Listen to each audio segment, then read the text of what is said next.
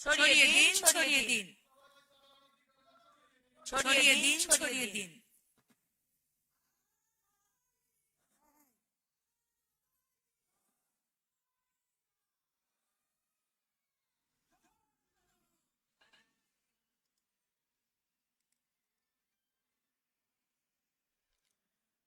আমরা দাঁড়িয়ে থাকবো।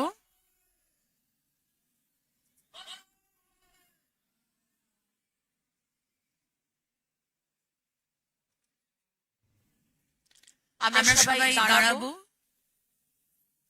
বন্দে মাতরম মাধ্যমে আমরা আমাদের এই কার্যক্রম শুরু করব। সবাই নিজের জায়গায় দাঁড়াবেন।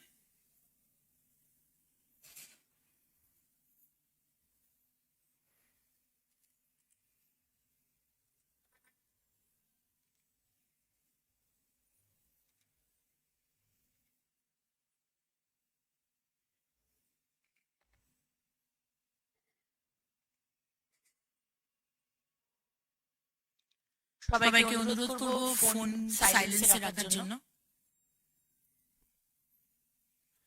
বন্দে মাতরম আমরা শুরু করব। 1 2 1।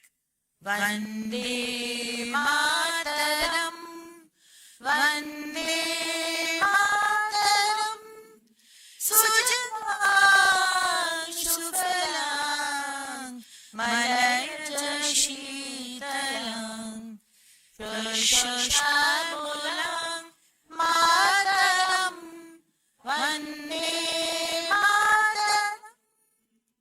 শুভ্রজ্যোৎস্না পুলকিতয়ামিনী ফুল্লকুসুমিতা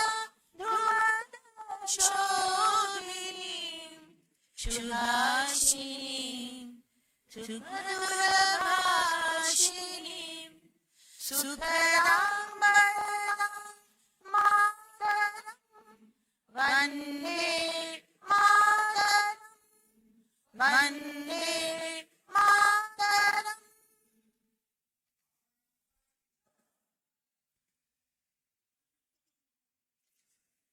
আমরা এবার সংবর্ধনা পর্বে আসছি।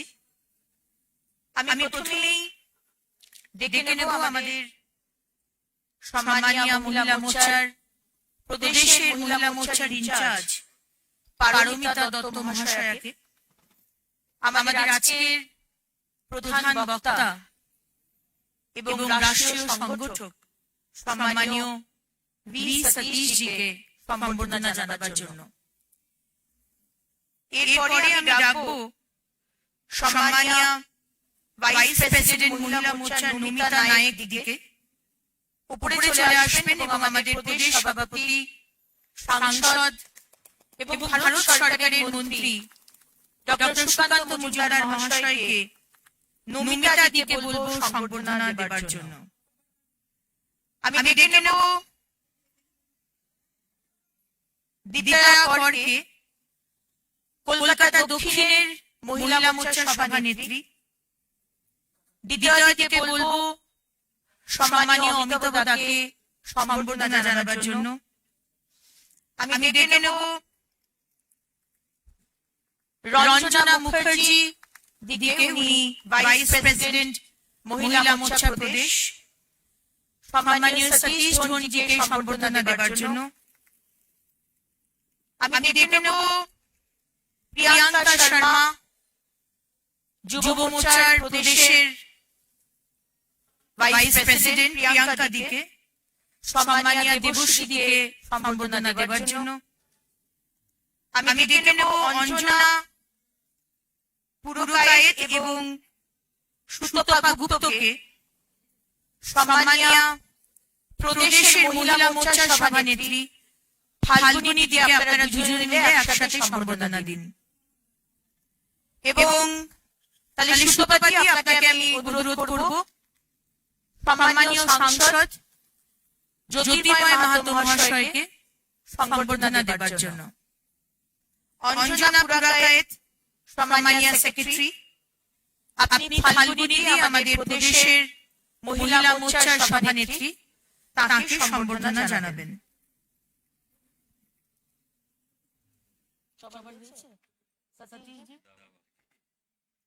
সতীশকে সম্বর্ধনা জানাবেন দ্বিতীয়াদি,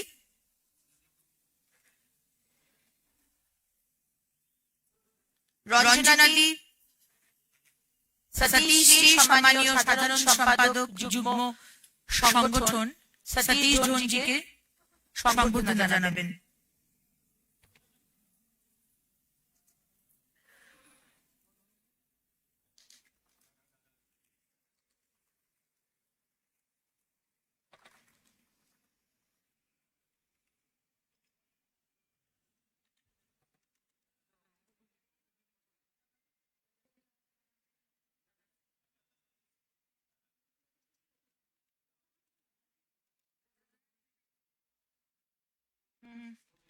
আমরা দ্বিতীয় দিকে বলছি, দেবশ্রী দি অগ্নিমিত্রকে একটা সম্বর্ধনা দেবেন।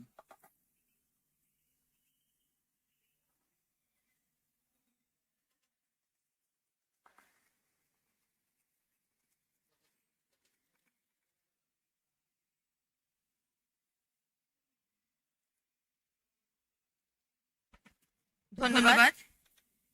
এবার ইনঅগ্রাল অ্যাড্রেস বা ওয়েলকাম অ্যাড্রেস দেবার জন্য আমি সম্মানীয় দেবশ্রী চৌধুরী মহাশয়কে বলবো পোডিয়ামে এসে তার বক্তব্য রাখার জন্য।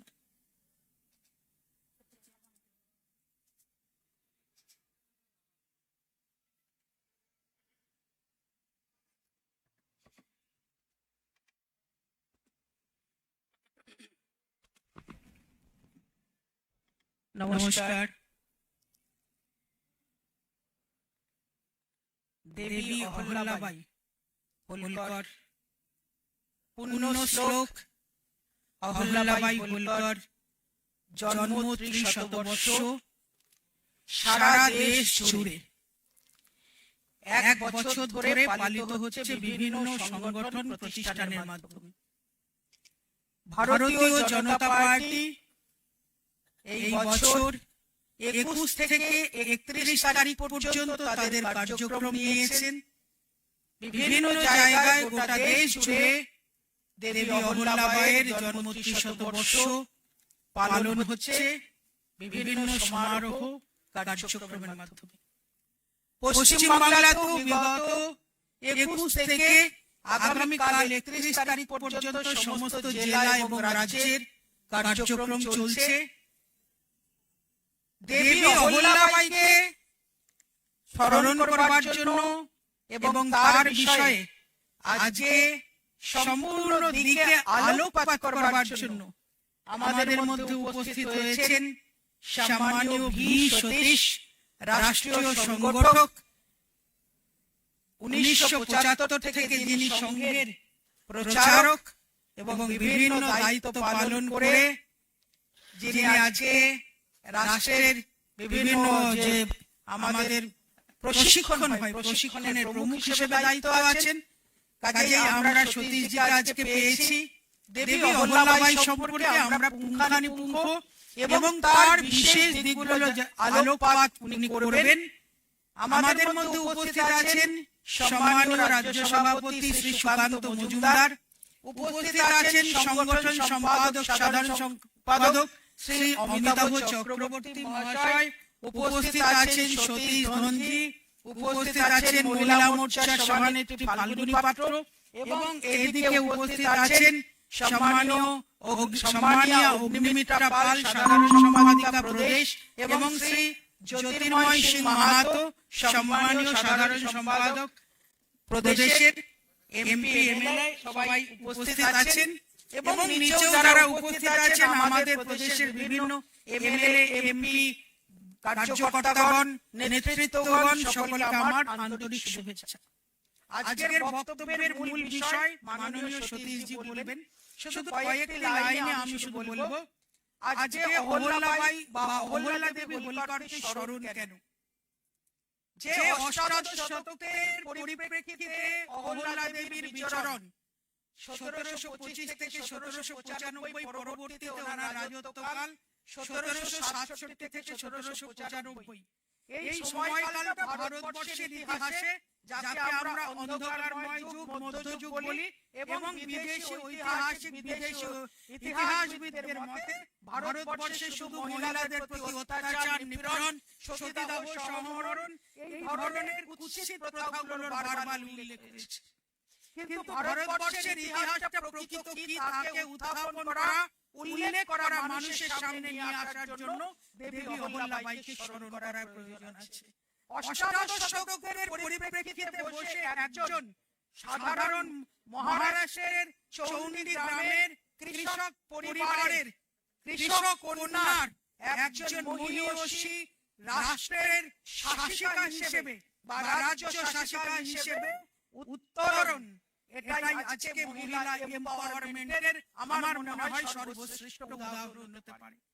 আজকের ভারতবর্ষ আজকের পৃথিবী জানে ওমেন এম্পাওয়ারমেন্ট পাশ্চাত্যের ধারণা, কিন্তু আজ থেকে 250 বছর আগে দেবী অহল্যাবাঈ যে সমস্ত সিদ্ধান্ত যে সমস্ত কর্মকাণ্ড করেছেন তাতে আমাদের বুঝতে কোথাও বাকি থাকে না যে আমরা আমাদের থেকেই সমৃদ্ধ হতে পারি, আমরা আমাদের বিরাসত আমাদের সংস্কৃতি আমাদের ইতিহাসের উপরে আলোকপাত করে সময় হয়েছে আমাদেরকে নতুন ইতিহাস রচনা করে আমাদের পরবর্তী প্রজন্মের কাছে আমাদের বিরাসত পৌঁছে দেওয়ার। সেই কারণে দেবী অহল্যাবাঈকে স্মরণ করা, যিনি অষ্টাদশ শতকে থেকে যে যুগের ঊর্ধ্বে ওঠার ক্ষমতা রেখেছেন, যুগার্থ সমস্ত সিদ্ধান্ত নিয়েছেন, তিনি অহল্যাবাঈ, দেবী অহল্যাবাঈ, লোকমাতা অহল্যাবাঈ, যিনি আজকে গোটা ভারতবর্ষে শুধু নন একটা আলোচনার বিষয় এবং একটা থিসিস করার বিষয় হতে পারে, সেটাও আমাদের মাথায় রাখা দরকার।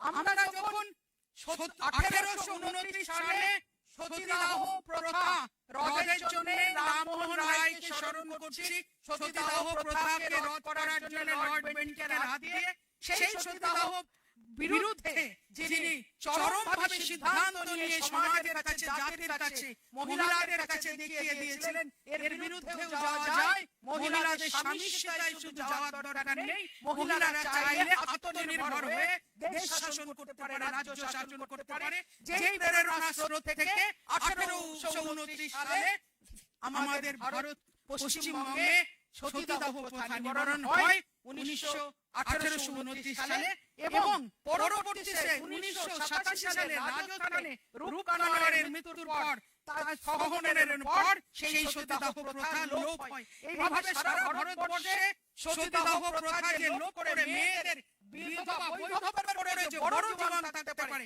তাদের দিয়ে যে সমাজ রাষ্ট্র নির্মাণের কাজ হতে পারে, সেই উদাহরণ দেবী অহল্যাবাঈ হোলকার হতে পারেন। এটাও আমাদের আলোচনার বিষয় হওয়া উচিত। যখন আমরা দেখছি 1856 সালে 4 জুলাই যখন ঈশ্বরচন্দ্র বিদ্যাসাগরের হাতে বিবাহ হচ্ছে, সেই বিধবা বিবাহের বীজে আমাদের দেবী অহল্যাবাঈ সেই সময় 1888 শতকের মধ্য প্রান্তে দাঁড়িয়ে তিনি যখন সেই সিদ্ধান্ত নিয়েছিলেন তার সর্বপ্রিয় বান্ধবী রেণুকার পুনর্বিবাহ দিয়ে বিবাহ দিয়ে তার মধ্যে থেকে বিছাকে দেবী অহল্যাবাঈকে স্মরণ করার একজন দক্ষ প্রশাসিকা, যার নামে আজকে ভারতবর্ষের বিভিন্ন প্রান্তে রাস্তা, বিভিন্ন ঘাট, 1285 উপরে মন্দির সংস্কার, দ্বাদশ জ্যোতির্লিঙ্গ সংস্কার, 4 ধাম, সপ্তপুরী, ভারতবর্ষের প্রায় উত্তর থেকে দক্ষিণ, পূর্ব থেকে পশ্চিম ভারতের একটা বিস্তীর্ণ অঞ্চল নিয়ে ভারতবর্ষকে সমৃদ্ধ করার, ভারতবর্ষকে সংস্কৃতি করার, ভারতবর্ষকে তুলে ধরার যে প্রেরণা সেটা দেবী অহল্যাবাঈর কাছ থেকে আমরা পাই, তাই তাকে স্মরণ করার দরকার আছে। দেবী অহল্যাবাঈ তৎকালীন জনজাতি যে ভিন সম্প্রদায়কে সমাজের বিক্রি হওয়া সমাজকে যেভাবে যারা সমাজ থেকে বিচ্যুত হয়ে অন্যায়ের সঙ্গে যুক্ত হয়ে গেছেন তাকে তুলে নিয়ে এসে মূল স্টেমে যুক্ত করে সম্মানিত করার যে প্রেরণা আজকের ভারতবর্ষ, আজকের ভারত সরকার দেখাচ্ছেন, আমাদের ভারত সরকারের যে সিদ্ধান্ত, আমরা যে সিদ্ধান্তে দাঁড়িয়ে আছি, সেই সিদ্ধান্তটা সেখানে যে আমরা ইতিহাস থেকে, আমাদের সংস্কৃতি থেকে, আমাদের পরম্পরা থেকে, আমাদের বীরাঙ্গনা থেকে আমরা আমাদের ইতিহাস শিখবো। আমরা অন্য কারো থেকে ইতিহাস শিখবো না। দেবী অহল্যাবাই আজকে তাই প্রণম্য। আজকে শুধু যে শব্দটার উপরে বিশেষ করে জোর দেওয়া হয়, ধর্মের ভিত্তিতে রাজনীতি করে, ধর্মের ভিত্তিতে বিজেপি রাজনীতি করে, অবশ্যই করে, আলাদা করে এবং ভবিষ্যতেও করবে। কারণ ধর্মের ভিত্তিতে যদি রাজনীতি হয়, ধর্মের আধারে যদি রাজনীতি হয়, সেই রাজনীতি হয় সর্বশ্রেষ্ঠ, সেই রাজনীতি হয় মানুষের জন্য কল্যাণকারী, প্রজার হিতাকারী। দেবী অহল্যাবাই তার প্রমাণ।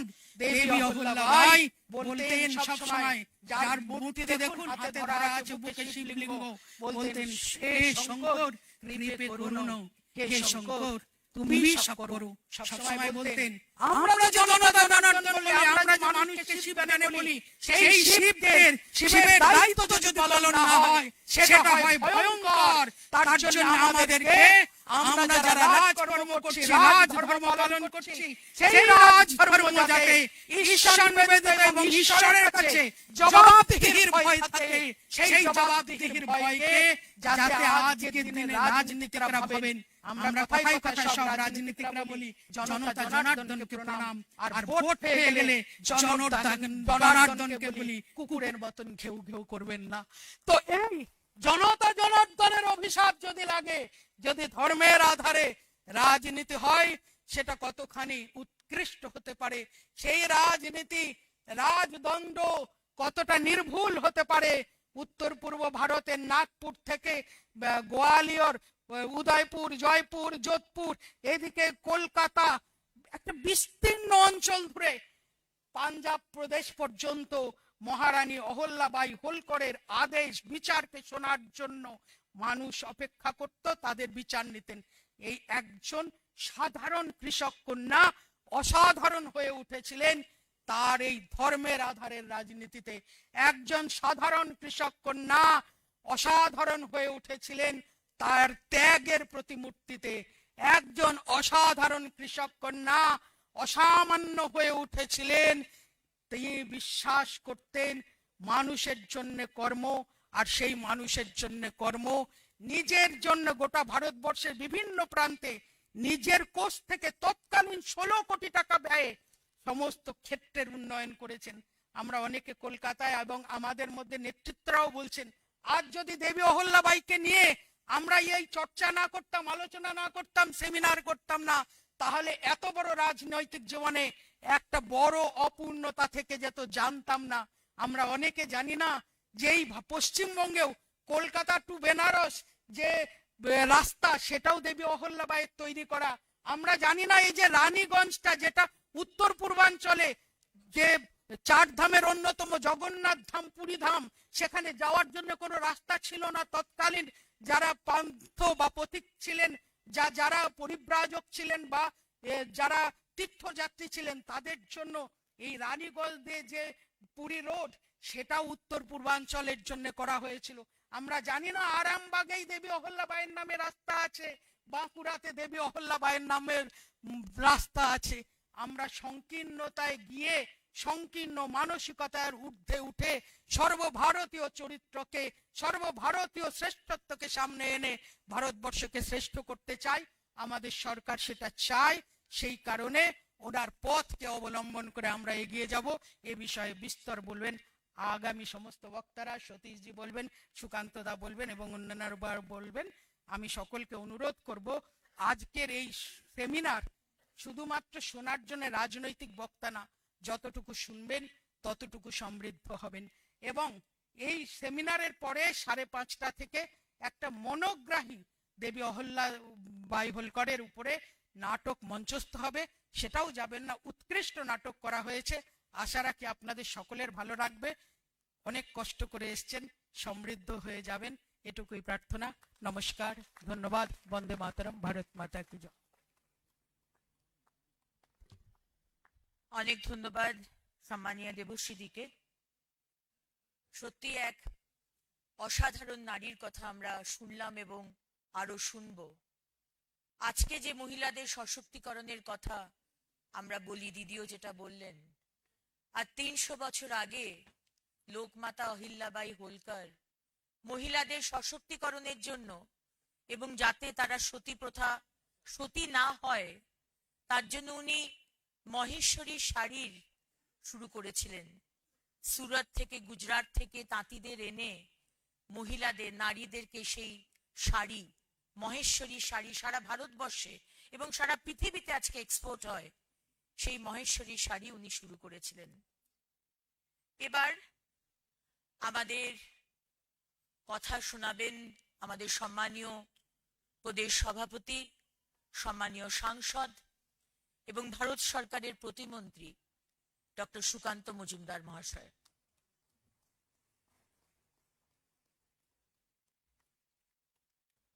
ধন্যবাদ অগ্নিমিত্রা দিকে। কিন্তু বাংলায় কথা শোনানোর মানে কিন্তু অন্যরকম হয়। অর্থাৎ আমি খারাপ কিছু বকাঝকা করব সেই ধরনের মনীষা আমার এই মুহূর্তে নেই। আজকের মূল বক্তা হচ্ছে আমাদের ভি সতীশজি, উনিই বলবেন। ওনার বক্তব্য শোনার জন্য আছি এবং আমারও ভি সতীশজি বহুদিন বিভিন্ন সংগঠনে কাজ করেছেন এবং দৈনন্দিন কথাবার্তা উনি বাংলাও বলতে পারেন। ভারতবর্ষের 4-5টা ভাষা তো মনে হয় উনি বলেনই, মনে হয়। কটা হয় এখন? হ্যাঁ, অনেকে বলছে 18টা বলতে পারেন, দেবশ্রীদি বলছে আপনি বাংলা বলতে পারেন, অসমিয়া বলতে পারেন, মারাঠি বলতে পারেন, আমি উড়িয়া বলতে পারেন, এরকম আরো 4-5টা আছে আর কি। আমি যে কটা জানি সে কটা বললাম, বাকিটা উনি বলবেন। মঞ্চে ভি সতীশজির সাথে আমাদের মাননীয় দেবশ্রীদি উপস্থিত আছেন, প্রাক্তন কেন্দ্রীয় মন্ত্রী তথা এই প্রোগ্রামের মূল কর্ণধার। তাকে পার্টি দায়িত্ব দিয়েছে আমাদের দেবী অহল্যাবাই হোলকারের জীবনী অর্থাৎ তার 300 বছর পূর্তি উপলক্ষে এই বিষয়টিকে আমাদের সামনে রাখার জন্য। উপস্থিত আছেন আমাদের পার্টির সাধারণ সম্পাদক দয় জ্যোতির্ময় সিং মাহাতো এবং তার সাথে অগ্নিমিত্রা পাল, যিনি সঞ্চালিকার ভূমিকা পালন করছেন। উপস্থিত আছেন মাননীয় শ্রী অমিতাভ চক্রবর্তী, আমাদের সংগঠন সম্পাদক, আমাদের সহ সংগঠন সম্পাদক। আজকে ডবল সতীশ আমাদের মধ্যে, একজন ভি সতীশ আর একজন সতীশ ধনজি, তিনিও আমাদের মাঝে আমাদের উপস্থিত আছেন, আমাদের সহ সংগঠন মন্ত্রী। তারপরে উপস্থিত আছেন আমাদের মহিলা মোর্চার রাজ্য সভানেত্রী আমাদের ফাল্গুনিদি, এছাড়া অন্যান্য বিশিষ্ট নেতৃত্ব, বিধায়ক এবং অন্যান্য নেতৃত্বরা উপস্থিত আছেন, আমাদের বিধায়িকারা, দিদিরা, সম্মানীয় সমাজের বিভিন্ন ক্ষেত্র থেকে আসা, যারা আজকে দেবী অহল্যাবাইয়ের 300তম বর্ষ জন্ম শতাব্দী উপলক্ষে আমরা এখানে উপস্থিত হয়েছি। প্রথমে যে প্রশ্নটি বারবার হয়তো মাথায় ঘুরছে, যে একজন মারাঠি মহিলা যার জন্ম মহারাষ্ট্রে হয়েছিল, আহমেদনগর বলে এখন মহারাষ্ট্রে একটি জেলা আছে, সেই জেলাতে কৃষক পরিবারে, তার জন্মদিন 300 বছর পূর্তি আমরা বাংলায় কেন পালন করছি বা বাঙালি হিসেবে আমরা কেন পালন করছি? দেখুন, ভারতবর্ষ এই যে চিন্তা, এই চিন্তার মধ্যে ভারতবর্ষে বহুদিন থেকে দুটো চিন্তাধারা পরস্পরের সাথে লড়াই করছে। একটা চিন্তাধারা কি মনে করে, ভারতবর্ষের উত্তরে হিমালয় থেকে দক্ষিণে সমুদ্র পর্যন্ত পুরোটাই একটি পবিত্র ভূমি এবং এই পবিত্র ভূমিতে যারা অবস্থান করে অর্থাৎ যারা বাসস্থান যাদের, তারা সবাই ভারতীয় বা ভারতী। আমাদের বিষ্ণু পুরাণ সেটাই বলছে, উত্তরঞ্জস সমুদ্রস্য হিমদ্রস্যৈব দক্ষিণং বর্ষং তত ভারত নাম ভারতী অত্র সন্ততি। এটা আমাদের বিষ্ণু পুরাণে বলছে যে এই দেশ, তার নাম ভারত, আর তার মাঝে যে যারা বাস করেন তাদেরকে ভারতী বলা হয়। এই ভারতবর্ষে আবার একটি চিন্তাধারা আছে, যে চিন্তাধারা আমাদের বিরোধী চিন্তাধারা। তারা মনে করে যে ভারতবর্ষ কোনো একটি রাষ্ট্র নয়, অনেকগুলি রাষ্ট্রের একত্রিত একটি রূপ। আপনারা হয়তো অনেকেই যারা পড়াশুনো, রাজনৈতিকভাবে পড়াশুনো করেন, তারা হয়তো অধিকারী থিসিসের কথা শুনেছেন। অধিকারী থিসিস কি? গঙ্গাধর অধিকারী বলে কমিউনিস্ট পার্টির একজন প্রখ্যাত নেতা ছিলেন, তিনি প্রথম এই থিসিস দেন, অর্থাৎ তিনি তার এই হাইপোথিসিস অর্থাৎ চিন্তা দান। সেখানে তিনি কি বলেন? তিনি বলেন যে ভারতবর্ষ কোন একটি রাষ্ট্র নয়, অনেকগুলি রাষ্ট্রের সমাহার, তারা সবাই একসাথে আছে। কারণ আমাদের কমিউনিস্ট বন্ধুরা সবসময় ভারতবর্ষের বাইরের দিকে চেয়ে থাকেন। 2-3 বছর আগে বা তারও একটু বেশি হতে পারে, চায়নার অর্থাৎ republic of China, people's republic of China, তার যে মুখমত্ত সম্ভবত গ্লোবাল টাইম বলে তাকে, তাতে এরকম একটি প্রবন্ধ তাদের দেশের ঐতিহাসিকদের সেখানে পাবলিশড হয়েছিল। সেখানেও তারা এই গঙ্গাধর থিসিসের বক্তব্যকে তারা সেখানে বেসিস করে বা তাদের যে রিসার্চ তাতে বলে যে ভারতবর্ষ একটি রাষ্ট্র নয়, অনেকগুলি রাষ্ট্রের সমাহার। এবার আমরা যদি খুব গুরুত্বপূর্ণভাবে খুব পুঙ্খানুপুঙ্খভাবে দেখি, ভারতবর্ষে দুটি শক্তির লড়াই সবসময় চলছে। এক শক্তি সবসময় ভারতবর্ষকে একত্রিত করে রাখার চেষ্টা করেছে, বিভিন্ন সময় বিভিন্ন রূপে হয়েছে। যদি আমরা দেখি সেই সময় আদি শঙ্করাচার্য তিনি কেরলে দক্ষিণ ভারতে জন্মগ্রহণ করলেন, 10-12 বছরের মধ্যে সমস্ত শাস্ত্রে পারঙ্গত হয়ে গেলেন এবং সেখান থেকে গোটা ভারতবর্ষের যাত্রা করলেন, গোটা ভারতবর্ষকে একত্রিত করার চেষ্টা করেন। এবং প্ল্যানিং কিরকম দেখুন, অদ্ভুত প্ল্যানিং। যেহেতু সেই সময় ধর্মই মানুষের মূল আধার ছিল, ভারতীয় সংস্কৃতিতে ধর্ম বরাবর মূল আধার, সেই উনি বিভিন্ন পীঠ তৈরি করলেন উত্তর ভারত একদম হিমালয়ের উপরে। কিন্তু সেখানকার পূজারী কে হবেন? পূজারী হবে হচ্ছে দক্ষিণ ভারত থেকে যাবে, অর্থাৎ উত্তর ভারতকে দক্ষিণ ভারতের সাথে জুড়লেন। চারদিকে 4টে ধাম তৈরি করলেন, পুরীতে ধাম তৈরি করলেন এবং শঙ্কর পীঠ তৈরি করলেন এবং বললেন যে দক্ষিণ ভারতের যে মন্দির তার পুজো অসম্পূর্ণ হবে যদি গঙ্গোত্রীর জল সেখানে না পৌঁছয়। অর্থাৎ ভারতবর্ষকে এক করার যে চেষ্টা বরাবর ভারতবর্ষের চিন্তনের মধ্যে ছিল। আমাদের শাস্ত্রও তাই বলছে। আমাদের শাস্ত্রে আমরা মা দুর্গার গল্প শুনেছি। দক্ষ যজ্ঞ করছেন, দক্ষ যজ্ঞের সময় শিবকে আমন্ত্রণ করেননি, মা দুর্গা মনের দুঃখে সেখানে পৌঁছলেন। স্বামীর অপমান দেখে তিনি দেহত্যাগ করলেন। দেবাদিদেব শিব মহাদেব যখন জানতে পারলেন, তিনি এসে দেখলেন যে আমার স্ত্রী এইভাবে আত্মত্যাগ করেছে দক্ষের জন্য। দক্ষের যজ্ঞকে পণ্ড করার জন্য উনি রুদ্রাবতার নিলেন এবং মা সতীকে কাঁধে নিয়ে তাণ্ডব নৃত্য শুরু করলেন। পৃথিবী ধ্বংস হচ্ছে, ভগবান বিষ্ণুর শরণাপন্ন হলেন দেবতারা। ভগবান বিষ্ণু সুদর্শন চক্র দিয়ে দেবী দুর্গার দেহকে 51-52টি খণ্ডে তিনি ছিন্ন বিচ্ছিন্ন করলেন এবং ভারতবর্ষের তৎকালীন ভারতবর্ষ যেটাকে আমরা যাকে অখণ্ড ভারতবর্ষ বলি, সেই অখণ্ড ভারতবর্ষের বিভিন্ন জায়গায় সেই জায়গাগুলো পড়লো এবং প্রত্যেকটা শক্তিপীঠ হলো। এবং অদ্ভুত ভাবে লক্ষ্য করুন, ভারতীয়রা কিন্তু গোটা বিশ্বের, তখনও ভারতের ইতিহাস ভূগোলকে অর্থাৎ জিওগ্রাফিকে ভূগোল বলা হতো, ভূগোল, পৃথিবী যে গোল গোটা বিশ্বের সম্পর্কে তাদের ধারণা ছিল। কিন্তু শক্তিপীঠ গুলোকে যদি আমরা এই রেখা দিয়ে রেখাঙ্কিত করি তাহলে দেখতে পাবো যে অখণ্ড ভারত অর্থাৎ যাকে সাংস্কৃতিক ভারত বলা হয়, বর্তমান পাকিস্তান, আফগানিস্তান, এখন যে বালুচিস্তানে লড়াই হয় সেই বালুচিস্তানে মাতা হিংলাজের সেখানে শক্তিপীঠ আছে। অর্থাৎ গোটা ভারতবর্ষকে এক করার, গোটা ভারতবর্ষকে এক সূত্রে বাঁধার একটা চেষ্টা বরাবর ভারতবর্ষের শাশ্বত চিন্তনের মধ্যে ছিল এবং সেই জন্য ভারতবর্ষ একটি সূক্ষ্ম ভাব দ্বারা দিয়ে সকলে মিলে একত্রিত গোটা ভারতবর্ষ এক হয়ে থাকে। আজকে অহল্যাবাই হোলকার, তার যদি আমরা জীবনী দেখি, তার জীবনী সম্পর্কে ভি সতীশজি আলোকপাত করলেন। আমি বললে ওনার বলাটা আবার আপনাদের একই রকম মনে হবে, কিন্তু উনি ভারতবর্ষের বিভিন্ন জায়গায়, দেবশ্রীদি বললেন 16 কোটি টাকা খরচ করে প্রায় 12 থেকে 12,500 স্থানে বিভিন্ন সংস্কারের কাজ করেছিলেন গোটা ভারতবর্ষকে।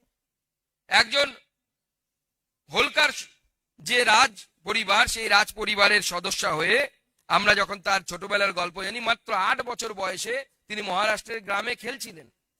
পেশোয়া বাজিরাও এবং তার সাথে যখন তার শ্বশুর সেখান দিয়ে যাচ্ছিল, যে মালহার রাও হোলকার দেখেন যে একটা মন্দিরের মধ্যে একটা বাচ্চা মেয়ে যা বলছে সবাই গ্রামের লোক তার কথা শুনে নিচ্ছে, তার কথাতে বসছে, তার কথাতে প্রসাদ নিচ্ছে। এত নেতৃত্ব গুণ এইটুকু বাচ্চা একটা মেয়ের মধ্যে। পেশোয়া বাজিরাও হোলকারকে বললেন, দেখো এই মেয়েটির মধ্যে ভবিষ্যতে নেতৃত্ব বিকাশের ক্ষমতা আছে। এটা প্রমাণ করে সেই সময় ঔরঙ্গজেব মোগল শাসন সবে সমাপ্তির দিকে আসছে, মোগল শাসনের সমাপ্তির দিকে যাচ্ছে, অর্থাৎ যাকে অন্ধকারাচ্ছন্ন যুগ বলে, সেই সময়ও একটি মহিলাকে, একটি বাচ্চা মেয়েকে ভারতের চিন্তাধারা কি ছিল, কিভাবে সামনের দিকে এগিয়ে নিয়ে যাওয়া যায়, শাসন ব্যবস্থায় কিভাবে এগিয়ে নিয়ে যাওয়া যায়, তার চিন্তা ভারতীয় শাসকদের ছিল। পেশোয়া বাজিরাও সেখান থেকে চিহ্নিত করলেন এবং মালহার রাও হোলকারের ছেলে খান্ডে রাও হোলকারের সাথে অহল্যাবাইয়ের বিয়ে হয়ে গেল। একজন সাধারণ কৃষক পরিবারের মেয়ে, তাকে রাজ পরিবার তাকে রানী করে নিয়ে গেলেন এবং তারপর তার স্বামী বিয়োগ, ডিটেলসে ভি সতীশজি বলবেন, আমি তাতে যাচ্ছি না। তার সন্তান বিয়োগ, একমাত্র পুত্র সন্তানের বিয়োগ হলো। 12 বছরের ব্যবধানের মধ্যে সমস্ত কিছু ধ্বংস হয়ে গেল। যে কোনো মহিলা হলে ওই সময় ভেঙে পড়ে সমস্ত কিছু ত্যাগ করে হয়তো সন্ন্যাস নিয়ে নিতেন। দেবী অহল্যাবাই উল্টোটা করলেন, যে তার প্রজা, তিনি মনে করলেন যে আমার সন্তান মারা গেছে, আমার গর্ভস্থ সন্তান মারা গেছে, কিন্তু তার প্রজা অর্থাৎ যত প্রজা আছে তারা আমার সন্তান, তাদেরকে রক্ষা করার দায়িত্ব আমার। এবং সেই জন্য তিনি তার যে শাসন ব্যবস্থা, সেই শাসন ব্যবস্থায় একদিকে যেমন তরোয়াল নিয়ে তিনি যুদ্ধ করেছেন মোগল বাদশাহ, যখন মালওয়ার উপরে মোগল আক্রমণ হলো তিনি নিজে তরোয়াল নিয়ে ঘোড়ায় চড়ে যুদ্ধ করেছেন।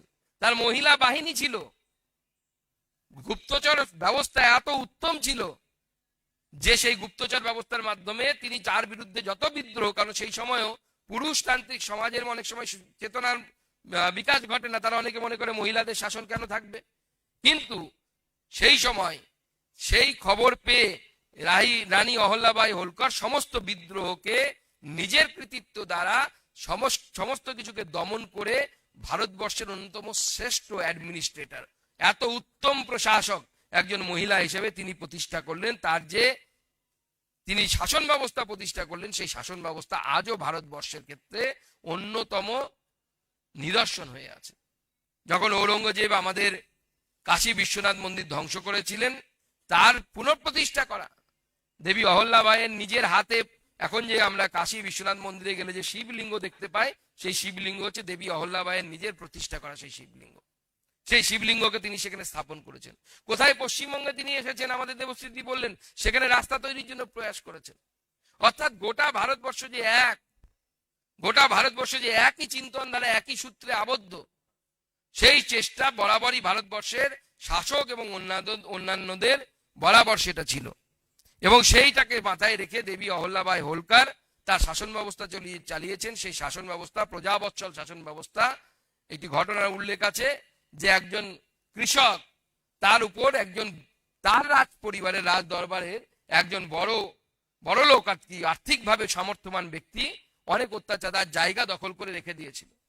কেউ সাহস পাচ্ছিলেন না দেবী অহল্যাবাইয়ের কাছে তার কমপ্লেন করার জন্য, কারণ তিনি রাজ পরিবারের মন্ত্রিসভার সদস্যদের মতো একজন। যখন দেবী অহল্যাবাইয়ের কাছে গেল, তিনি শুধু সেই কৃষকের জমি ফিরিয়ে দিলেন না, সেই ব্যক্তিকে তার কোর্ট থেকে অর্থাৎ তার রাজ দরবার থেকে বাইরে করে দিলেন। এই রকম মহান একজন ব্যক্তি, একজন ব্যক্তিত্ব, একজন মহিলা, যিনি আজ থেকে এত বছর আগে 300 বছর আগে জন্মেছিলেন এবং ভারতবর্ষের অন্যতম শ্রেষ্ঠ শাসন ব্যবস্থা, শ্রেষ্ঠ অ্যাডমিনিস্ট্রেটর তিনি দিয়ে গেছেন। এটা ভারতীয় সমাজের শক্তি। আমরা নারীকে যেভাবে শক্তি হিসেবে পূজা করি, নারীকে যেভাবে আমরা সম্মান দিই, আর আজকে দেবী অহল্যাবাই হোলকারকে আমরা স্মরণ করা এই জন্য প্রয়োজন, কারণ তিনিও একজন মহিলা প্রশাসক ছিলেন। পশ্চিমবঙ্গে আমরা একজন মহিলা প্রশাসক দেখতে পাচ্ছি। দুটোর মধ্যে দেখেন হেল অ্যান্ড হেভেনের ডিফারেন্স। একজন মায়ার মূর্তি, একজন তার প্রজাদের জন্য প্রজাবৎসল, আর একজন প্রজাদের সম্পদ কিভাবে লুট করে পরিবারকে কিভাবে সেখানে বাঁচাতে হবে, পরিবারকে কিভাবে বড়লোক করতে হবে, তার ভাইপোকে কিভাবে বড়লোক করতে হবে, সেই মন্ত্র নিয়ে আরেকজন এগিয়ে যাচ্ছে। তার প্রজাবৎসলতা নেই, তার প্রজাদের প্রতি চিন্তাধারা নেই। ভারতীয় সেনাবাহিনীর বীরত্বকে, ভারতীয় সেনাবাহিনীর যে কৃতিত্বকে, তাকে কিভাবে খাটো করা যায় তার চেষ্টা করা। আজকে একের পর এক ঘটনা, একজন মহিলা থাকা অবস্থায় মহিলাদের সম্মানহানি হচ্ছে কলকাতার মতো জায়গায় বসে একটি প্রিমিয়ার ইনস্টিটিউটে, মেডিকেল কলেজে। আমাদেরকে সেটাকে দেখতে হচ্ছে। শুধু তাই নয়, তার শাসন ব্যবস্থায় থাকা অবস্থায় একজন প্রশাসনে বসে থাকা ব্যক্তি, একজন পুলিশ অফিসারের তার স্ত্রী এবং মাকে যে ধরনের কদর্য ভাষায় আক্রমণ আমরা শুনতে পাচ্ছি, এটা সমস্ত পশ্চিমবঙ্গের মহিলাদের অপমান, সমস্ত মহিলাদেরকে অপমান করার কাজ সেই ব্যক্তি করেছে। এবং আমরা মনে করি যতক্ষণ না পর্যন্ত সেই ব্যক্তিকে কলার ধরে জেলের ভেতরে ঢোকানো হয়, ততক্ষণ পর্যন্ত কোনো ক্ষমা টমা কোনো কিছু চলতে পারে না। একজন মহিলা মুখ্যমন্ত্রী থাকা অবস্থায় মহিলাদের প্রতি যদি এই ধরনের আচরণ হয়, সেই আচরণ অনভিপ্রেত।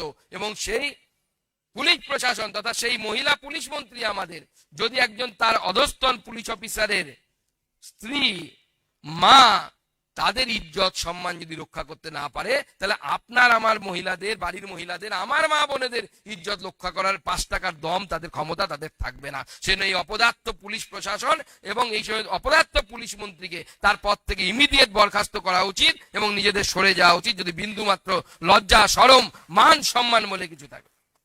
তাই দেবী অহল্যাবাই হোলকার আজকের দিনে আরো বেশি প্রাসঙ্গিক, বিশেষ করে পশ্চিমবঙ্গের জন্য বেশি প্রাসঙ্গিক। পশ্চিমবঙ্গের এই মুহূর্তে মহিলাদেরকে এই যে সশক্তিকরণ, মহিলা সশক্তিকরণ, মহিলাদেরকে সশক্তিকরণ মানে শুধু ভাতা দেয়া নয়, সেই মহিলারা আমাদের মায়েরা আমাদের বোনেরা আগামী দিনে যেন এমন জায়গায় পৌঁছতে পারে, তারা যেন লোককে সশক্তিকরণের পথে নিয়ে আসতে পারে, তার পরিবারের লোকেদেরকে ভরণ পোষণ করতে পারে, নিজের আর্থিকভাবে আত্মনির্ভরতার পথে গিয়ে। সেজন্য মাননীয় প্রধানমন্ত্রীর নেতৃত্বে সেলফ হেল্প গ্রুপের জন্য একের পর এক প্রকল্প মাননীয় প্রধানমন্ত্রী নিয়েছেন। মাননীয় প্রধানমন্ত্রী 1 লক্ষ দিদি তিনি পরিকল্পনা করেছেন, যারা 1 লক্ষ টাকার মালিক হবেন। দ্রোণ দিদির পরিকল্পনা করছেন, একটা গ্রামে একটা দ্রোণ চালাবে একজন মহিলা। যে মহিলা যখন গ্রামের রাস্তায় আলের মধ্যে দাঁড়িয়ে দ্রোণ চালাবে, সেটা হয়তো তার আর্থিক ভাবে কতটা লাভ হবে সেটা গুরুত্বপূর্ণ নয়, কিন্তু গোটা গ্রামের মানুষ যখন দেখবে যে আমার গ্রামের মেয়েটি, আমার গ্রামের মহিলা শাড়ি পরে মাথায় ঘোমটা দিয়ে একটা দ্রোণ চালাচ্ছে, তখন তার মধ্যে দেবী অহল্যাবাইয়ের প্রতিচ্ছবি দেখতে পাওয়া যাবে। তিনি সেই সময় তিনি যুদ্ধ করতেন ঘোড়ায় চড়ে, হাতে তরোয়াল নিয়ে। সেই জন্য আজকে মহিলাদের সশক্তিকরণের জন্য দেবী অহল্যাবাইকে বারবার স্মরণ করা প্রয়োজন। এবং এই ভারত যে একত্রিত, ভারত যেমন এক আছে হাজার হাজার বছর ধরে, এক সূত্রের মাধ্যমে সবাই মিলে আমরা একত্রিত আছি। কন্যাকুমারিকা থেকে শুরু করে কাশ্মীর পর্যন্ত, এদিকে আটক থেকে কটক পর্যন্ত, গুজরাট থেকে আমরা এদিকে একদম আমাদের নর্থ ইস্টে যদি আমরা চলে যাই গুয়াহাটি পর্যন্ত, বা তারপরেও আমাদের 7 সিস্টার আছে, সেই 7 সিস্টার পর্যন্ত এই ভারতবর্ষ অখণ্ড ভারতবর্ষ। এবং এই ভারতবর্ষ এখন পরিবর্তিত ভারতবর্ষ। দেবী অহল্যাবাই যেমন প্রত্যেকটি আক্রমণের উত্তর দিয়েছিলেন, সেই রকম এই ভারতবর্ষ মাননীয় প্রধানমন্ত্রী নরেন্দ্র মোদীর নেতৃত্বে পাকিস্তানের প্রত্যেকটি প্রশ্নের জবাব, ইটের জবাব পাটকেলের মাধ্যমে দিয়েছে, অপারেশন সিঁদুরের মাধ্যমে, এবং আমাদের মহিলাদের মাথার সিঁদুরের সম্মান রক্ষা করেছেন। কিন্তু সবাই সিঁদুরের সম্মান জানে না, যার যেরকম অভ্যেস। আমি ছোটবেলায় গল্প শুনেছিলাম, সম্ভবত রামকৃষ্ণ কথামৃতেই শুনেছিলাম, যে একজন সন্ন্যাসী জপ তপ করে সারা রাত জপ তপ করে পুকুরে নদীতে স্নান করতে গেছেন। ঠিক ওই সময় নদীর উল্টো পারে একটি চোর শীত কেটে চুরি করে, গোটা রাত চুরি করে উল্টো দিকে স্নান করতে নেমেছেন। তো এদিকে সন্ন্যাসী যিনি নেমেছেন, তিনি স্নান করে যখন উঠছেন, ভাবছে দেখে ওইদিকে যিনি ভদ্রলোক ওইদিকে এসছেন, তিনি নিশ্চয়ই গোটা রাত জপ তপ করেছেন আমার মতো, এবং তারপরে তিনি নদীতে স্নান করতে এসেছেন। আর চোর উল্টো দিক থেকে ভাবছে এই বেটা নিশ্চয়ই চোর, গোটা রাত চুরি করে আমার মতোই চুরি করে এখানে স্নান করতে এসেছেন। তো চোর চোরের মতো ভাবছে, সন্ন্যাসী সন্ন্যাসীর মতো ভাবছে। তো যারা বেচে, যারা বিক্রি করে, তারা সিঁদুর বেচার কথা ভাবতে পারে, আমরা সিঁদুর বেচার কথা ভাবতে পারি না। আমাদের সিঁদুর মা দুর্গার পায়ে দেওয়ার জন্য সিঁদুর, সেই সিঁদুর আমাদের মায়েদের স্মৃতিতে দেওয়ার সিঁদুর, সেই সিঁদুর আমাদের মায়েদের, আমাদের বোনেদের কপালে দেওয়ার সিঁদুর। এই সিঁদুর রক্ত হয়ে আমাদের প্রধানমন্ত্রীর শিরায় শিরায় ধমনীতে প্রবাহিত হয়। এই সিঁদুর বিক্রি করার জন্য নয়। যারা বিক্রিতে বিশ্বাস করেন তারা বিক্রি করুন, আমরা বিক্রি করতে দেব না। তাই এটা সিঁদুর মানে শুধু একটি কোনো ধর্মীয় গোষ্ঠীর নয়, এটা ভারতীয় মহিলাদের সম্মান, ভারতীয় মহিলাদের সম্ভ্রম। মাননীয় প্রধানমন্ত্রীর নেতৃত্বে এই সিঁদুরের রক্ষা করার জন্য ভারতীয় সেনাবাহিনী লড়াই করছে, প্রয়োজনে আরো লড়াই হবে। গতকাল মাননীয় প্রধানমন্ত্রী আলিপুরদুয়ারের মাঠ থেকে বলেছেন যে এখনো বন্ধ হয়েছে, শেষ হয়নি। বাংলা আবার কোনো বন্ধু বলছেন, সোশ্যাল মিডিয়ায় লেখা দেখতে পাচ্ছি যে দাদা সবে তো সিঁদুর দান হলো, এরপরে বাসি বিয়ে হবে, তারপরে ফুলসজ্জা হবে, তারপরে পাকিস্তান থেকে এর আগে যেমন বাংলাদেশ তৈরি হয়েছে, বাংলাদেশের ভাই বালুচিস্তানও তৈরি হবে, অপেক্ষা করুন, আপনারা কিছুদিন পরে দেখতে পাবেন। তাই আপনাদের সকলকে আজকে আমি এখানে আমার অভিনন্দন জানাই যে একজন মহিলা, আমরা কেন সেলিব্রেট করছি তার 300তম জন্ম শতবার্ষিকী, কেন তার এই মহান কাজ, যার সম্পর্কে ভি সতীশজি বলবেন, আমি ডিটেলসে গেলাম না। প্রত্যেক জায়গায় তিনি তার স্পর্শ রেখে গেছেন, প্রত্যেকটি আমাদের যে তীর্থস্থান থেকে শুরু করে সেই মন্দির হোক, সেইখানে তিনি মোগল আমলে যত মন্দির ক্ষতিগ্রস্ত হয়েছিল তাতে তিনি তার স্পর্শ, স্নেহের পরশ রেখে গেছেন। একজন মহিলা শাসক, একজন মহিলা অ্যাডমিনিস্ট্রেটর এরকমই হওয়া উচিত। তাই দেবী অহল্যাবাই শুধু আমাদের জন্য নয়, অনেক মহিলা প্রশাসকের জন্য আয়না। দেবী অহল্যাবাইয়ের জীবনী আমাদের থেকে বেশি করে পশ্চিমবঙ্গের সে মুখ্যমন্ত্রীকে বেশি করে পড়ানো উচিত, জানানো উচিত, যাদের উনি বুঝতে পারেন একজন মহিলা প্রশাসক হলে কেমন স্নেহময়ী প্রশাসক হতে হয়, কেমন স্নেহের পরস্তার থাকতে হয়। আর যদি ওনার কাছে না থাকে, আমি আমাদের এই কার্যক্রমে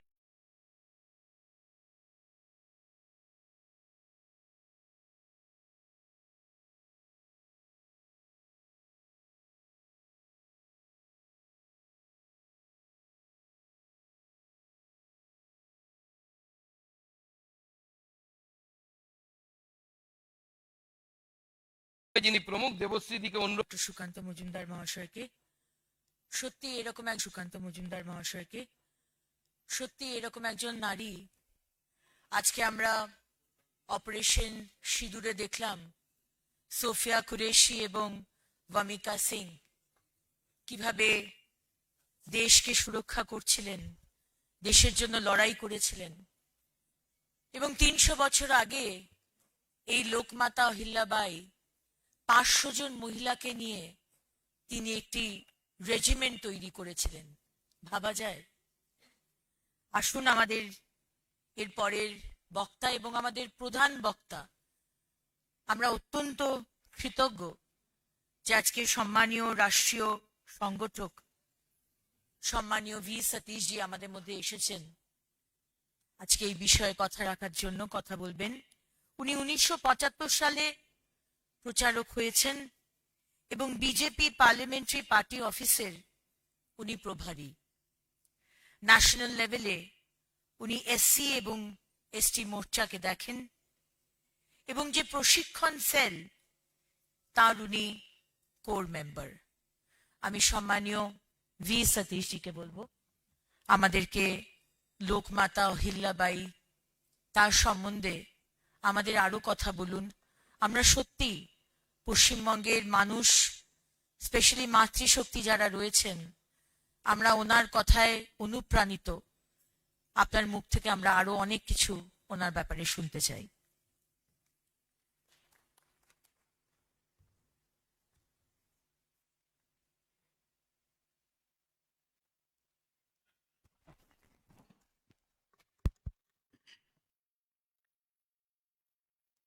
सभी को नमस्कार।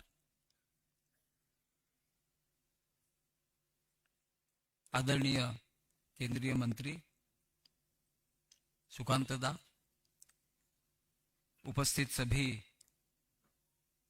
मंच पर उपस्थित सभी मान्यवर पदाधिकारीगण, इस सभागार में उपस्थित सभी कार्यकर्ता बंधुओं, भाइयों, माताओं, আমার বিষয় বলা হয়েছে কি আমি বাংলা জানি, বাংলা বলতে পারি, पढ़तेও पारी, किंतु धारावाहिक बांग्ला बोलने का अभ्यास नहीं है। क्योंकि मैं जिस परिवेश में रहता हूं वहां बहुत सारे बांग्ला भाषी लोग कम मिलते हैं। अगर मैं पश्चिम बंगाल में रहता तो अभी तक आपके सामने अच्छा बांग्ला में बोल सकता, लेकिन दिल्ली में और बाकी जगह रहने के कारण थोड़ा अभ्यास कम है, इसलिए बहुत कॉन्फिडेंस से बांग्ला नहीं बोलूंगा। बीच बीच में इंटरलिंकिंग करने के लिए बांग्ला भाषा को उपयोग करूंगा। और देवश्री दी ने मेरा काम बहुत हल्का किया है, क्योंकि प्रस्तावना में इंट्रोडक्टरी स्पीच में अहिल्या देवी के बारे में जितनी बातें मैं भी नहीं कह सकता था, इसी सारी बातों का उल्लेख उन्होंने किया है। और आदरणीय सुकांत दा ने भी अपने भाषण में स्मरण क्यों करना है इसके विषय में भी कुछ कहा है, और मैं उसी से शुरू करना चाहूंगा कि पराधीन भारत जब था 1200 साल, तो पराधीन अवस्था के बाद उसकी कुछ कैजुअलिटी हमको भुगतनी पड़ी। We had to suffer the casualty of slavery. Casualty क्या क्या थी कि 1200 साल का कालावधि ऐसा था कि आत्मविस्मृति आ गई थी समाज को, अपने स्वयं के बारे में, समाज जीवन के बारे में, हम कहां से आए, कैसे थे, क्या थे। आत्मविस्मृति के कारण और आत्मग्लानि के कारण एक अपने स्वयं के बारे में इंफीरियरिटी कॉम्प्लेक्स डेवलप किया। एक नेशनल सेल्फ रिस्पेक्ट चाहिए किसी राष्ट्र जीवन के उस समाज में रहने वाले सबको, वो नहीं था, वो समाप्त हुआ था। और इसकी कैजुअलिटी के कारण चौथी बात हुई कि आत्मविश्वास समाप्त हुआ। जब सेल्फहुड समाप्त हो जाता है, स्वाभिमान समाप्त हो जाता है, आत्मविश्वास समाप्त हो जाता है, तो उस राष्ट्र की स्थिति कैसे होगी आप कल्पना कर सकते हैं।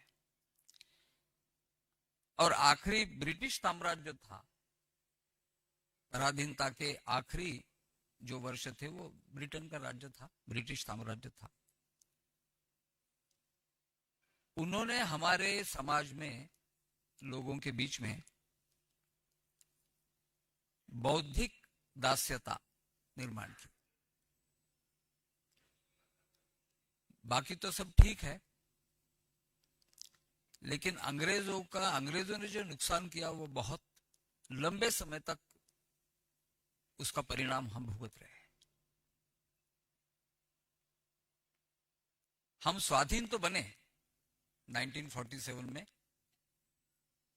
लेकिन स्वतंत्रता की ओर हमारा प्रवास अभी चालू है।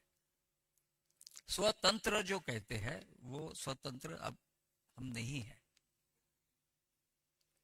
उसकी दृष्टि से प्रवास कर रहे हैं। और आदरणीय मोदी जी के नेतृत्व में, उसके पहले अटल जी के नेतृत्व में एक एक विषय से हम आगे बढ़ रहे हैं।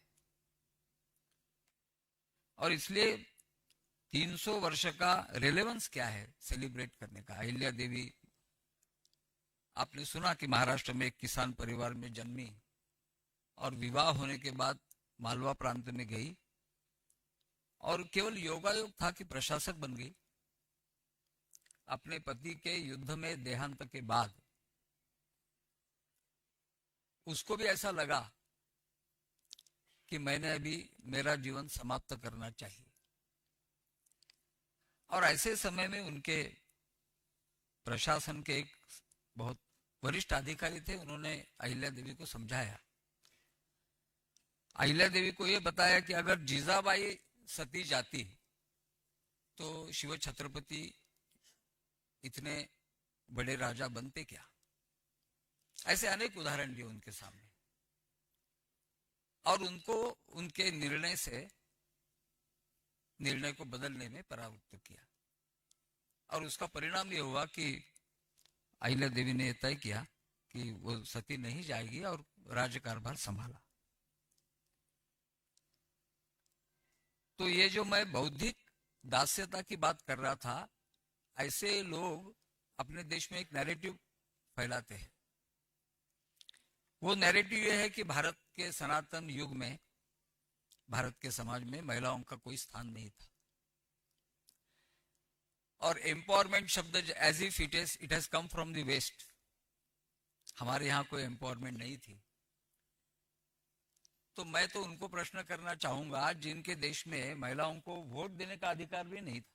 जब हमने वोट देने का अधिकार दिया 1947 के बाद, संविधान बनने के बाद, तो बहुत सारे ऐसे देश थे यूरोप के, महिलाओं का वोटिंग राइट नहीं था।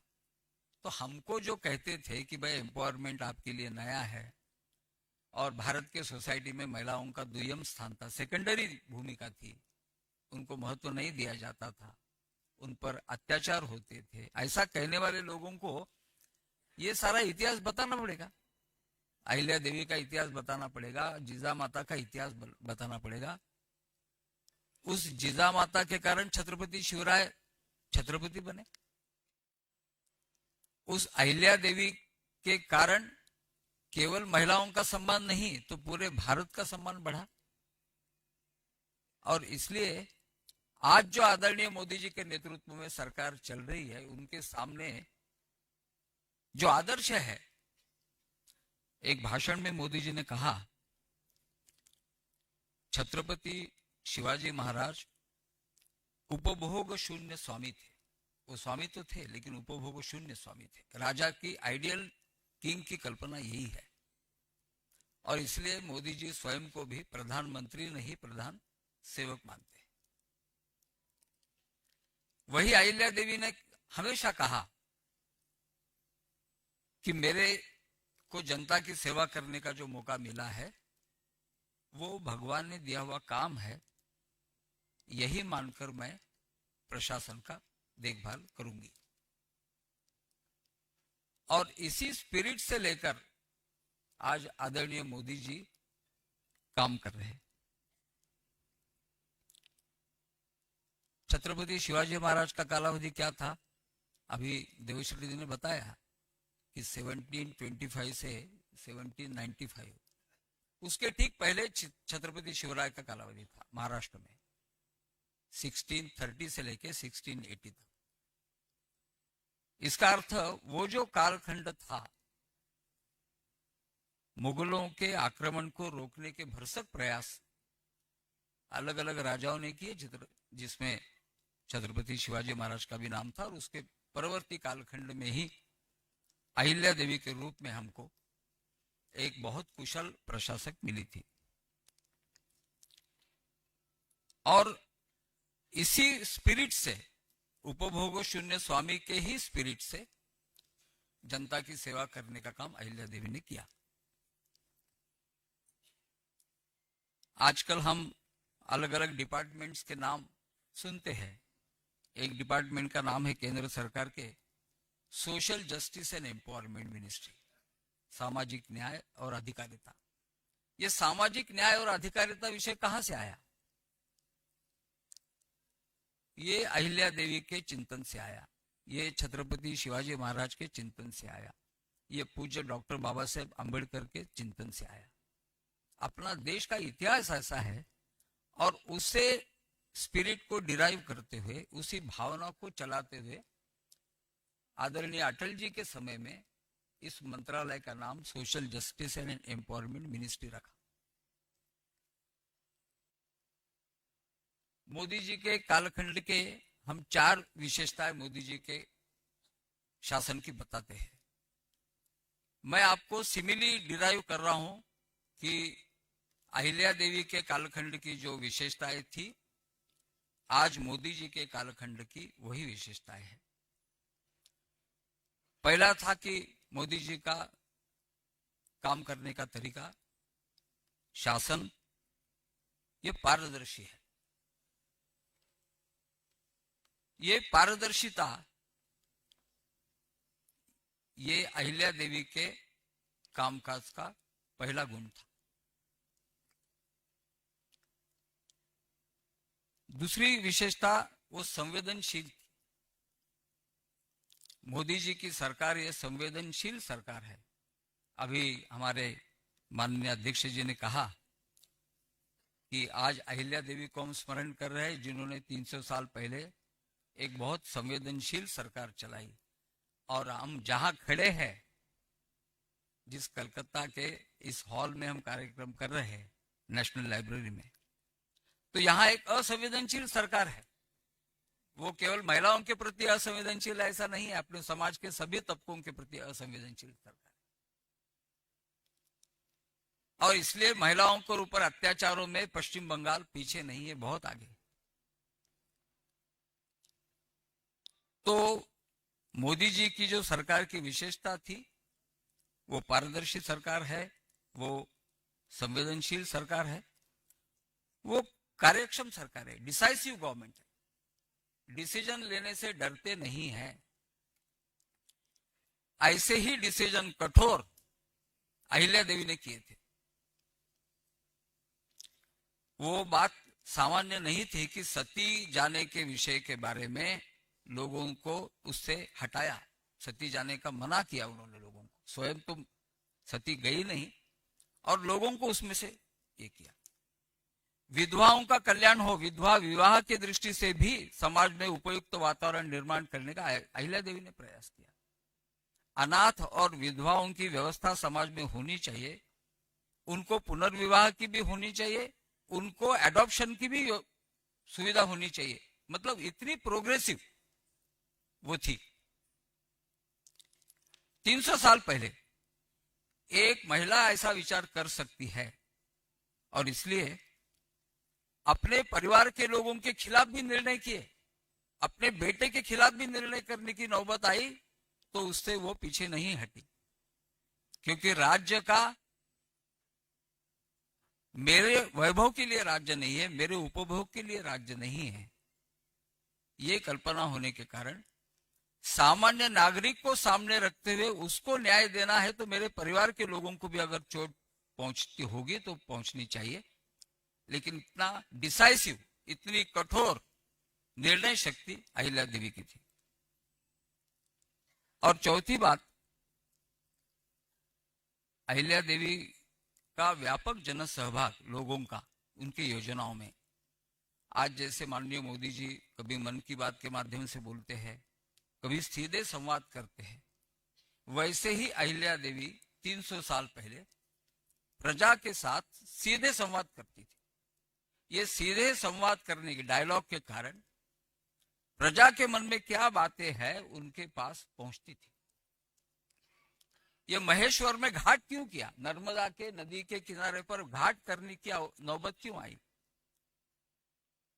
तो लोगों ने उनको कहा कि देवी, यहाँ का पानी का जो फ्लो है वो बहुत बहाव जो है, तेज बहाव है। पूजा करने के लिए जाते हैं, कभी नहाने के लिए जाते हैं तो नागरिक बह जाते हैं, महिलाएं पुरुष बह जाते हैं। तब उनको लगा कि इसका अर्थ यहाँ पर कुछ व्यवस्था करनी पड़ेगी, तो एक्सपर्ट्स लोगों की बैठक बुलाई। अभी हमारे यहाँ बहुत सारी जातियां हैं, पत्थर का काम करने वाली जाति है जो तेज बहाव के पानी में काम कर सकते हैं, लकड़ी का काम करने वाले कुछ लोग हैं, लोहा का काम करने वाले कुछ लोग हैं। वो उस प्रोफेशन से जुड़े हैं लेकिन वो एक जाति के नाम से भी जाने जाते हैं। ऐसे सब लोगों को इकट्ठा किया उनके मीटिंग में, उस नर्मदा के किनारे पर क्या कर सकते हैं। लेकिन अहिल्या देवी के मन में आया कि मैं केवल मां नर्मदा का विचार करूं तो ये ठीक नहीं है। तो उन्होंने कहा कि भारत की बाकी नदियां हैं, उस पर भी घाट होने चाहिए। तो कावेरी पे होनी चाहिए, गोदावरी पे होने चाहिए, और बाकी सारे नदियों के घाट बनाने की योजना उन्होंने शुरू की। सरकारी पैसे से नहीं, अपने पैसे से, राजकोष का ऐसा खर्चा न करते हुए। ये जो लोगों को लगता है ना मंदिरों का उद्धार किया, तो स्टेट ने पैसे दिए होंगे। आज भी कभी कभी कुछ राज्य सरकारें डोनेशन देकर मंदिरों का उद्धार करती है, नहीं किया था। राजकोष से पैसा न खर्चा करते हुए, लेकिन घाट बने, कैनॉल्स बने, कुएं बने, पानी की सुविधा हो, किसानों को पानी मिले, तो ये सारी बातें उसको सपोर्ट करना। और केवल मालवा प्रांत तक नहीं, मध्य प्रदेश में नहीं, तो देश के अलग अलग प्रांतों में मंदिरों का जीर्णोद्धार, सोमनाथ से लेकर काशी तक, वहां पर धर्मशालाओं की व्यवस्था, लोगों की रहने की व्यवस्था, वहां के घाट अच्छे हो, ये सारी बातें 300 साल पहले जो महिला सोच सकती है, तो उसकी एडमिनिस्ट्रेटिव कैपेसिटी, उसके विजन के बारे में हम कल्पना कर सकते हैं। गुड गवर्नेंस क्या होता है? गुड गवर्नेंस वो होता है जो इंक्लूसिव होता है, समावेशी होता है। लोगों के भावनाओं को ध्यान में रखते हुए, लोगों की समस्याओं को समझकर उस पर उपाय संवेदनशीलता के साथ जो सरकार ढूंढती है, दैट इज गुड गवर्नेंस। और वो गुड गवर्नेंस का एक पैमाना है कि वो पारदर्शी होना चाहिए, उसमें जन सहभाग होना चाहिए। ये सारे गुड गवर्नेंस के पैरामीटर्स है। Those parameters were applicable to the rule of Ahilya Devi 300 years back, आज की बात नहीं है। आज अटल जी का जन्मदिन हम गुड गवर्नेंस के नाते सेलिब्रेट करते हैं, क्योंकि अटल जी भी 6 साल का कार्यकाल सुशासन का कार्यकाल था। आज मोदी जी के 11 वर्ष हुए, वो भी सुशासन के ही इन सारे पैरामीटर्स पर खरे उतरने वाले कार्यकाल होने के कारण आज हम 11 साल की उपलब्धियों को सेलिब्रेट कर रहे हैं। क्योंकि मोदी जी के और अटल जी के कल्पना में छत्रपति शिवाजी महाराज से लेकर अहिल्या देवी से लेकर ऐसे सारे लोगों ने जितने प्रयोग किए थे अपने नागरिकों के लिए, ये इंटरकनेक्ट, रिवर्स को कनेक्ट करना, यहां से लेके ये सारी बातें कैसे आई? तो ये प्रयोग से आई, ये उनके चिंतन से आई। और इसलिए मंदिरों के जीर्णोद्धार से लेकर एग्रीकल्चर का कैसे विकास हो, इसलिए कैनॉल्स होने चाहिए, पानी खेती को मिले। 300 साल पहले वो महिला सोच सकती है कि मालवा प्रांत में कैनॉल्स की रचना होनी चाहिए। कितनी दूरदर्शी थी, फोरसाइट कितनी थी, और कितने ऑनेस्टली अपने प्रजा के लिए सोचने वाली थी। इसलिए उनको आपने भी शब्द प्रयोग किया कि वात्सल्य की, और इसलिए केवल एडमिनिस्ट्रेटर नहीं थी, तो स्पिरिचुअल बातों के आधार पर एडमिनिस्ट्रेशन की रचना करना। टैक्सेशन का विचार किया, लोगों को ऐसा लगा नहीं कि टैक्सेशन गलत है, टैक्स इवेड करना चाहिए, ऐसा नहीं है, तो लोग टैक्स देते थे, क्योंकि टैक्स की रचना ऐसी की जिसमें से लोगों को बर्डन नहीं लगा। कृषि की रचना की, टैक्स की रचना की, तोपों का कारखाना किया। ग्वालियर में अहिल्या देवी के राज में कैनन्स, बड़ी कैनन्स, युद्ध में तोपों की आवश्यकता रहती है, गोला बारूद की आवश्यकता रहती है, तो वो अपने अद्ययावत हो महिलाओं की डिवीजन खड़ी करना। आज हमने देखा ऑपरेशन सिंदूर में 2 अपनी महिला ऑफिसर्स आर्मी के बारे में ब्रीफ करती थी हमको, और एक का तो रानी झांसी के साथ पैतृक संबंध है, उसी परंपरा से वो आगे आई है। अब ये 2 बहनें जब हम टीवी पे देखते थे तब याद आता कि 300 साल पहले अहिल्या देवी ने महिलाओं की एक डिवीजन खड़ी की थी फौज में। एम्पावरमेंट ये होता है, एम्पावरमेंट ये नहीं होता है कि नाम के लिए कैजुअल कहीं अपॉइंटमेंट कर दो किसी महिला का। एम्पावरमेंट ये होता है कि महिलाओं के विकास की दृष्टि से, उनके शिक्षा की दृष्टि से, उनके स्वास्थ्य की दृष्टि से जो जो बातें करनी थी। अहिल्या देवी का लाइफ स्पैन कितना था as a ruler? 29 years, 3 decades around. 30 साल में ये सारी बातें उन्होंने की, और इसलिए निजाम ने, उस समय निजाम था हैदर, उन्होंने भी अहिल्या देवी के कार्यकाल की प्रशंसा की।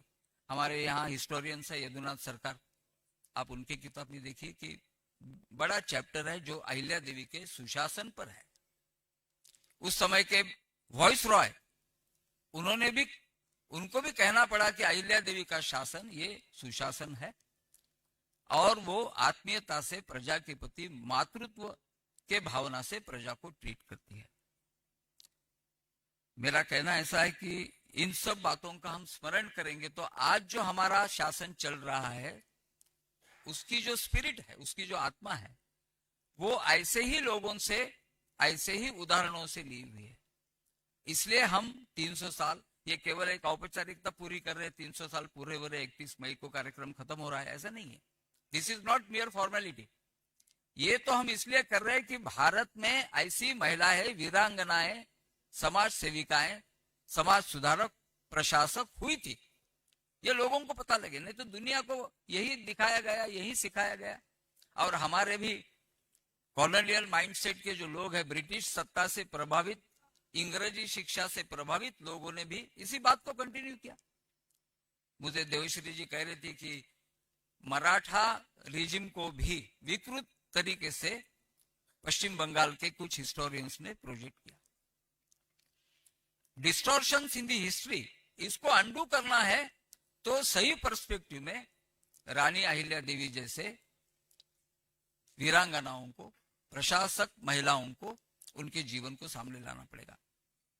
और जो इमेजिनेशन उनकी थी उस समय की, उसमें से जो आज भी रेलेवेंट बातें हैं, आज भी जो बातें ठीक हो सकती है, हम कर सकते हैं, ऐसी बातों को हमने लेना चाहिए। नहीं तो सामाजिक न्याय अधिकारिता की बात होगी, महिला एम्पावरमेंट की बात होती है, लेकिन महिलाओं को सहभाग नहीं देते। तो महिलाओं को सहभाग नहीं देंगे, महिलाओं को योजनाओं में इनिशिएटिव लेने का स्कोप नहीं देंगे, महिलाओं में राफेल चलाने की अनुमति नहीं देंगे, महिलाओं को तेजस चलाने की अनुमति नहीं देंगे, तो महिलाओं की एम्पावरमेंट कैसे होती है? इसलिए मोदी जी ने जिन जिन क्षेत्रों में जहां जहां संभव है,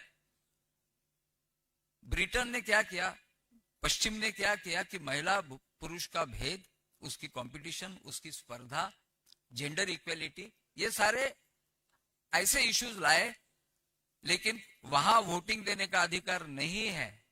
वहां अनेक बातें जो भारत में है वो महिलाओं को करने नहीं देते हैं, लेकिन जेंडर इक्वेलिटी की बात करने वाले पश्चिम के लोग और भारत को कहेंगे ये बहुत बैकडेटेड है, ये तो महिलाओं को शिक्षा भी नहीं देते हैं। यहाँ ज्योतिबा फुले की पत्नी वो उनकी छात्रा बनी, क्योंकि ज्योतिबा ने महिला शिक्षा को महाराष्ट्र में जैसा आगे बढ़ाया, और पंजाब बंगाल में भी प्रयत्न हुए, बाकी जगह भी हुए।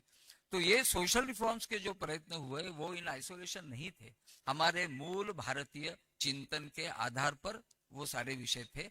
इसको समाज के सामने रखने की आवश्यकता है। एंड देयरफॉर आज जो कार्यक्रम हो रहा है और पश्चिम बंगाल के पूरे जिले में कार्यक्रम हुए हैं, ये कार्यक्रम होने की आवश्यकता इसलिए है कि नैरेटिव, गलत नैरेटिव सेट किया जा रहा है कि women's are backward in India, उनको स्कोप नहीं मिलता है, उनको एम्पावरमेंट नहीं दी जाती है, उनको प्राधान्य नहीं दिया जाता है, उनकी प्रायोरिटी नहीं दी जाती है। वास्तव में भारत की सरकार मोदी जी के नेतृत्व में women's empowerment and women lead development के लिए जितना काम कर रही है, और उसका स्पिरिट है अहिल्या देवी जैसे लोगों की प्रेरणा। अहिल्या देवी ने जैसा काम किया, छत्रपति शिवाजी महाराज के समय जैसा काम हुआ, अन्य अन्य हमारे हिंदू राजाओं के समय में जैसा काम हुआ, उसके उदाहरण जो है, उसके कारण ही ये सोशल रिफॉर्म इस प्रकार से ये संभव हो सकता है। और इसलिए ये जो नैरेटिव सेट करने वाले लोग हैं उनको ये बताना पड़ेगा कि हमारे यहाँ इस प्रकार की प्रशासक महिला विद्यमान थी, और जिनकी इसमें इकोनॉमिक डेवलपमेंट भी हुई, प्रॉस्पेरिटी भी हुई, संबंध प्रस्थापित किए थे। किसी राजा ने मुगलों से मिलकर कुछ कुरापत करने का विषय जब आया, उसको युद्ध में परास्त किया, लेकिन परास्त करने के बाद उस राजा को समझाया, मिलकर कुछ कुरापत करने का विषय जब आया,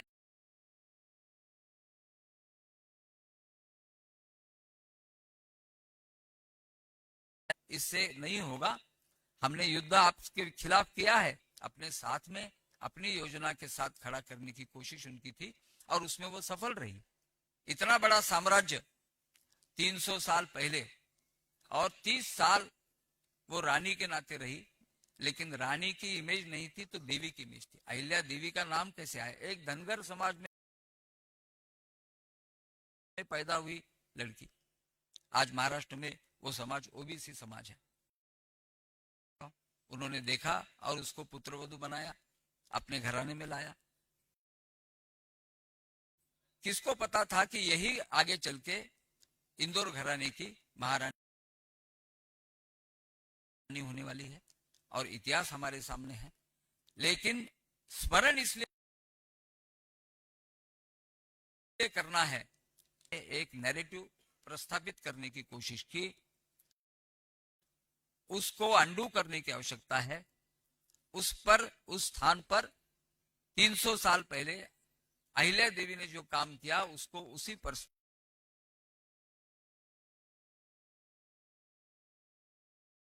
में रखने की आवश्यकता है। और इसलिए बीजेपी ने ये सोचा कि ये कार्यक्रम हम करें, अहिल्या देवी के स्मरण, महिलाओं की विंग खोलकर कैसे सुसज्जित किया, और साथ साथ सामाजिक न्याय इंश्योर कैसे किया। मुझे लगता है कि आपने इसके बाद जो नाटक आप देखने वाले हैं, और मुझे कहा गया कि बहुत रिसर्च करके और बहुत अच्छे आर्टिस्ट उसमें हैं, मिलेंगे, वो आप अवश्य देखिए। उसका हिंदी डबिंग भी हुआ, ऐसा मुझे कहा गया है। हम प्रयत्न करेंगे कि यही टीम देश के कुछ अन्य हिस्सों में जाती है तो अहिल्या देवी के जीवन पर नाटक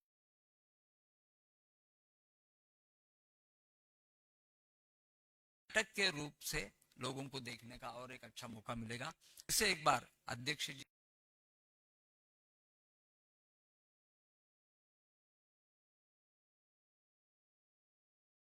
और देवश्री जी, इन्होंने अहिल्या देवी के विषय में मेरे पहले जितनी बातें कही उसको रिपीट न करते हुए उसमें से केवल कुछ बातों। ধন্যবাদ জানাই সম্মানীয় ভি সতীশ জিকে।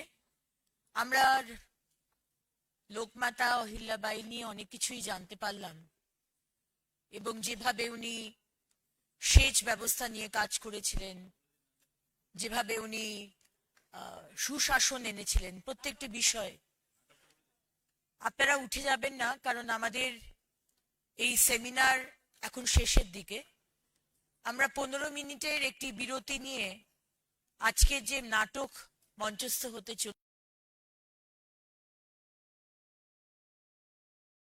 চলেছে, অত্যন্ত সুন্দর একটি নাটক, আর কিছুক্ষণের মধ্যেই শেষ করব। চায়ের ব্যবস্থা আছে, আপনারা চলে যাবেন না। আমি এবার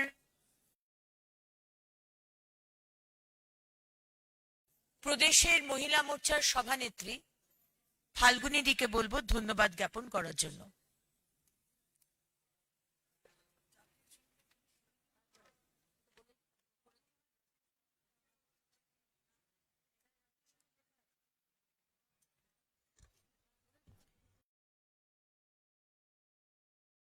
আজকে পুণ্যশ্লোকা রানী অহল্যা আমাদের মধ্যে ভি সতীশজি, তিনি আমাদের মধ্যে উপস্থাপনা করলেন এবং সুন্দরভাবে পুরো বিষয়টাকে বললেন। আমাদের মধ্যে রয়েছেন তো মজুমদার মহাশয়, তিনিও খুব সুন্দরভাবে আমাদের বর্তমান পশ্চিমবঙ্গের সাথে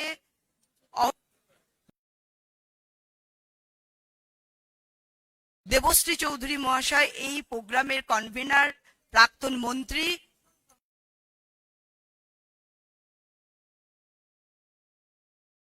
এবং উপস্থিত আছেন আমাদের মধ্যে মাননীয় সংগঠন মন্ত্রী অমিতাভ চক্রবর্তী মহাশয়, উপস্থিত আছেন সহ সংগঠন মন্ত্রী, সাধারণ সম্পাদক এবং এতক্ষণ ধরে যিনি সঞ্চালনা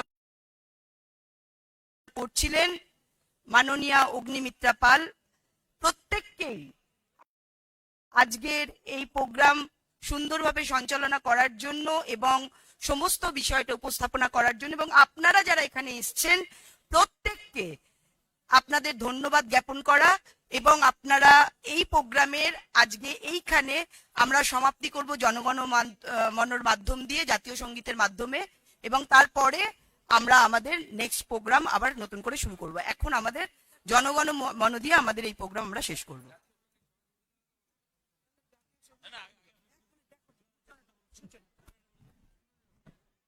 সকলকে আগ্রহ করছি, রুদ্রনীল দাকে আপনারা জানেন কত ভালো লেখক, কত ভালো মজা করতে পারেন, কবিতা বলতে পারেন, লোককে পোক করতে পারেন। রুদ্রনীল দার পরিচালনায় এখন নাটক হবে দেবী অহল্যাবাই হোলকরের উপরে, এবং আমার বিশ্বাস ভারতবর্ষে এটা একটা শ্রেষ্ঠতম ট্রিবিউট হবে ওনার জন্য। আপনারা দয়া করে সকলে থাকুন 1 ঘন্টা 10 মিনিট, তার জন্য আমরা চা খাওয়ার সুযোগ দিয়েছি। চা খাবেন, টিফিন খাবেন, আসবেন, বসবেন, একদম আরাম করে থিয়েটার দেখবেন, এটুকু দয়া করে করুন, তাহলে দেবী অহল্যাবাইকে পূর্ণ সম্মান হবে। সকলে এখন জাতীয় সঙ্গীতের মধ্যে শেষ হবে। আমরা সবাই নিজের জায়গায় দাঁড়াবো, উঠে দাঁড়াবো। শুরু করছি, 1 2 1। জনগণ মন অধিনায়ক জয় হে ভারত ভাগ্য বিধাতা, पंजाब सिंधु गुजरात मराठा द्राविड़ उत्कल बंग, विंध्य हिमाचल যমুনা গঙ্গা উচ্ছল জলদি তরঙ্গ, তব শুভ নামে জাগে, তব শুভ আশিস মাগে, গাহে তব জয় গাথা। জনগণ মঙ্গল দায়ক জয় হে ভারত ভাগ্য বিধাতা, জয় হে জয় হে জয় হে, জয় জয় জয় জয় হে।